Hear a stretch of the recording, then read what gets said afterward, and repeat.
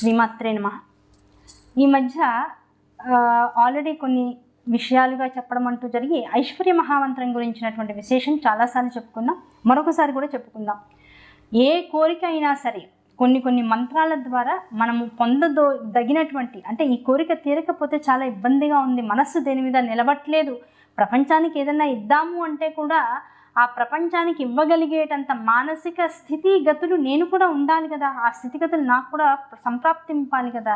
కనుక అటువంటి స్థితిగతులు నేను పొందాలి అంటే ముందు ఏ దేవి ఆరాధన, ఏ దేవత ఆరాధన చేస్తే, ఎటువంటి మంత్రాన్ని నేను కొన్నాళ్ల పాటు జపం చేస్తే నాకు అటువంటి శక్తి వస్తుంది అనేటువంటి దాన్ని కనుక జాగ్రత్తగా ఆలోచించినట్లయితే ఐశ్వర్య సిద్ధి, సకలాభీష్ట సిద్ధి ఈ రెండు కూడా కలగాలి అనుకున్నటువంటి వారందరూ కూడా ఏమంటే చాలా ఆర్థికపరమైనటువంటి కష్టాలు ఉన్నాయండి, అవి తీరితే తప్ప నేను కొంత లేవలేను, నాకంటూ కొంత నమ్మకం భగవంతుడి మీద కలగాలన్నా కూడా కాస్త నేను బాగుండాలి, ఎన్ని పూజలు చేసినా, ఎన్ని రకాల స్తోత్రాలు, ఇది చదువు అది చదువు అని చాలామంది చెప్పుకుంటే చదువుతున్నా సరే నాకు ఎక్కడా కూడా నా సమస్య తీరుతున్నట్లుగా ఎక్కడా కూడా నాకు కనపడట్లేదు, ఎన్నో అప్పులు చేసి కూడా కొన్ని పూజలు అవి చేయించాం, మాకు ఎక్కడా కూడా ప్రశాంతత లేకుండా అయిపోయిందండి, ఏదన్నా ఉందా, ఇంకా ఫైనల్గా ఇంకా ఇది తప్ప ఇంకా అన్యథా శరణం నా అస్తిత్వమేవ శరణం మమ అని అంటూ ఉంటారు.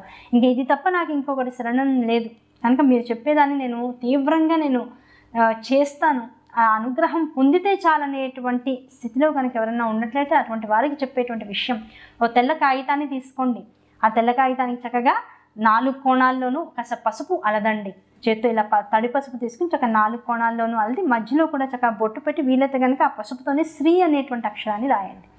అలాంటి తెల్ల కాగితం మీద చక్కగా పసుపుతో అలదినటువంటి ఈ మంగళకరమైనటువంటి ఆ రూపాలు ఏవైతే ఉన్నాయో, ఆ అక్షరం ఏదైతే ఉందో దానికి నమస్కరించుకుని ఎర్ర పెన్నుతో, ఎర్ర సిరా పెన్ను కావచ్చు, లేదు జెల్ పెన్ కావచ్చు, బాల్ పెన్ కావచ్చు, ఎర్ర రంగుతో ఉండేటువంటి పెన్నుని దగ్గర పెట్టుకుని, లేదా పెన్సిల్ని దగ్గర పెట్టుకుని ఐశ్వర్య మహామంత్రం, శ్రీనివాస ఐశ్వర్య మహామంత్రం అని చెప్తూ ఉంటారు.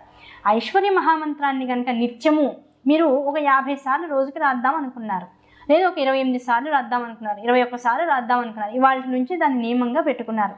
అలా ఎన్నాళ్ళు రాయగలుగుతానని అనుకుంటారో, లేదు నా కోరిక సిద్ధించేదాకా రాస్తాను, అంటే నాకున్నటువంటి ఆర్థిక సమస్యలు పోయేదాకా నేను ఈ మంత్రాన్ని రాస్తాను అనుకునేట్లయితే ఇవాళ నుంచి మొదలెట్టుకుని ఒక నెంబర్ అనుకోండి, నేను ఇవాళ నుంచి 28 సార్లు రోజు ఐశ్వర్య మహామంత్రం రాస్తాను, అది మీరు ఇంక ఇది చాలనుకునేటంత స్థితి మీకు వచ్చేదాకా అదే నెంబర్ రాస్తూ పోవాలి. ఇవాళ సమయం ఉంది కనుక 108 సార్లు, సమయం లేదు కనుక ఇంకో 11 సార్లు ఇట్లా మాత్రం చేయడానికి అవకాశం లేదు.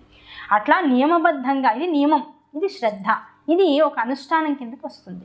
అలా ఒక తెల్ల కాగితం మీద చక్కగా ఎర్రసిరా పెన్నుతో కనుక శ్రీవత్సవక్షసం, శ్రీసం, శ్రీలోలం, శ్రీకరగ్రహం, శ్రీమంతం, శ్రీనిధిం, శ్రీఢ్యం, శ్రీనివాసం భజామ్యహం, ఇది ఐశ్వర్య మహామంత్రం అని చెప్తారు. ఇది ఎక్కడ ఉంది, ఎవరిచ్చారు అంటే శ్రీనివాసుని యొక్క బంగారు వాకిలి లోపల ఆనంద నిలయం అని చెప్తాం మనం. 7 కొండల మీద ఉన్నటువంటి ఆనంద నిలయం ఏదైతే ఉందో అందులో బంగారు వాకిలి దాటి మనం ఆనంద నిలయంలో మా చక్కగా విరాట్ స్వరూపాన్ని కలిగి ఉన్నటువంటి ఆ లోపల ఉండేటువంటి వెంకటేశ్వర స్వామి ఆ విగ్రహాన్ని కొన్ని సెకండ్ల పాటు చూడడానికి కొన్ని గంటలు, కొన్ని రోజులు పరితపిస్తూ ఉంటాం. అటువంటి శ్రీనివాస విగ్రహానికి ఎదురుకుండా ఉన్నటువంటి గోడ పైన ద్వారానికి, ఆ ద్వారబంధానికి పైన అక్కడ చెక్కి ఉంటుంది ఈ శ్రీనివాస ఐశ్వర్య మహామంత్రం అనేటువంటిది. ఆ ఐశ్వర్య మహామంత్రం అనేటువంటి దాన్ని కేవలం చదివినంత మాత్రము చేత, ఇలా లిఖితపూర్వకంగా జపం చేసినంత మాత్రము చేత జీవులందరికీ లౌకికంగా ఉండేటువంటి తీరవలసిన అంటే అర్థం ఏమిటి, దేన్ని అనుభవించడానికైతే వీడికి ఆల్రెడీ యోగ్యత ఉందో, ఆ యోగ్యత లేకపోతే ఎవడేం చేయలేదు, దేన్ని అనుభవించడానికి వీడికి యోగ్యత ఉందో, ఎటువంటి పాత్రత వీడికి ఉందో అది జాగ్రత్తగా చూసుకుని అమ్మవారు అనుభవించవలసినటువంటివి ఏది వస్తే వాడు మినిమంలో వాడు ఆనందంగా ఉంటాడు, అటువంటి వాటిని అన్నింటినీ కూడా వాడికి చక్కగా అందిస్తూ ఉంటుంది, వాడికి ఆశీర్వదించి వాడికి అనుగ్రహిస్తూ ఉంటుంది.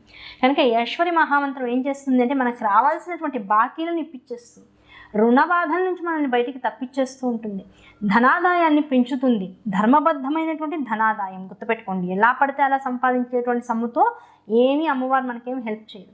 ధర్మబద్ధమైనటువంటి ధనాగమనం అనేటువంటిది మన కష్టంతో మనకి లభిస్తూ ఉంటుంది. అలాగే మనకు ఉన్నటువంటి క్లేశాలు, బాధలు, ఇబ్బందులు అన్నీ కూడా తొలగిపోతూ ఉంటాయి. అలాగే సుఖమైనటువంటి జీవనము మనకి సంప్రాప్తిస్తూ ఉంటుంది. కనుక ఈ 5 రకాలైనటువంటి సుఖాలను ప్రాప్తింపజేసుకోవడం కోసం ఈ ఐశ్వర్య మహామంత్రాన్ని తెల్ల కాగితం మీద చక్కగా పసుపుని అలది లిఖితపూర్వకంగా కనుక జపం చేసుకున్నట్లయితే, ఏమంటే మేము ఒక సంవత్సర కాలం ఇలా చేసాం, ఇప్పుడు ఏం చేయాలి, పేపర్లన్నీ రాసినటువంటి పేపర్లన్నీ ఏం చేయాలి, వెంటనే అదొక ప్రశ్న వస్తూ ఉంటుంది. చక్కగా భోగి మంటలు వేసి, మకర సంక్రమణం ముందు రోజున భోగి మంటలు వేస్తూ ఉంటాం. అటువంటివి జరిగినప్పుడు చక్కగా వాటిని ఇలా చక్కగా దారంతో, పసుపు దారంతో చక్కగా చుట్టేసేసి ఆ భోగి మంటల్లో ఈ కాగితాన్ని వేయండి. ఆ భోగి మంటల్లో వేసినటువంటి కాగితాలు ఏదో ఇంట్లో చెత్తని వేయడం కాదు సుమా, మనం చేసినటువంటి దాన్ని ఒక యజ్ఞంలో లేదు ఒక హోమంలో వేసినటువంటి ఫలితం అటువంటి స్థితిలో మనకు కలుగుతూ ఉంటుంది. లేదు ఏదైనా ఒక గుళ్ళో లక్ష్మీ హోమాలు కానీ, లేదు నారాయణ హోమం, లక్ష్మీనారాయణ హోమాలు లాంటివి చేస్తూ ఉంటారు. ఇటువంటివి కనుక చేస్తున్నారని ముందుగా కనుక తెలుసుకున్నట్లయితే చక్కగా ఆ కాగితాలన్నింటినీ కూడా చతురస్రాకారంలో చక్కగా ముడిచి దాని మీద తామర పువ్వుని, దాంతోపాటు ఒక రూపాయి బిళ్ళని వేసి ఋత్వికుల యొక్క పర్మిషన్ ముందరే తీసుకుని ఇది ఎందుకు రాసాం, ఏం చేసాం అనేటువంటి దాన్ని ముందే వాళ్ళకి తెలిపి దానికి హవిస్సుని మనం ఇచ్చేసేటువంటి సమయంలో ఒక హవిస్సుగా ఈ కాగితాలను ఆ కమలపు పువ్వుతో పాటుగా వాటిలో వేసేసేయచ్చు. దీనివల్ల అద్భుతమైనటువంటి ఐశ్వర్య యోగం పడుతుంది అని పెద్దలు చెప్తూ ఉంటారు. కనుక ఈ శ్రీనివాస ఐశ్వర్య మంత్రాన్ని చక్కగా వీలైనంత వరకు అందరూ కూడా లిఖిత పూర్వకమైనటువంటి జపాన్ని కనుక చేసుకున్నట్లయితే సకలమైనటువంటి ఈతి బాధలు, కలి బాధల నుంచి విముక్తి లభిస్తుంది. అలాగే మనిషి నిలబడడానికి కావాల్సినటువంటి ఐశ్వర్యం, వాడు ఎవరి ముందు దేహి అనకుండా ఉండగలిగేటువంటి స్థితిలో వాడికి అన్ని రకాల సదుపాయాలు ఏర్పడతాయి. అటువంటి స్థితి వాడికి వస్తే మానసికమైనటువంటి నిబ్బరత, ధైర్యము అనేటువంటివి వస్తాయి. ఈ రెండు కూడా శ్రీనివాసుని అనుగ్రహంతో ప్రతి వాళ్ళకి లిఖిత జపం చేసిన వాళ్ళందరికీ కూడా సమకూరాలని మనస్ఫూర్తిగా కోరుకుంటూ వచ్చే ఎపిసోడ్లో మరో విషయంతో మీ ముందుకు వస్తాం. అంతవరకు నమస్కారం.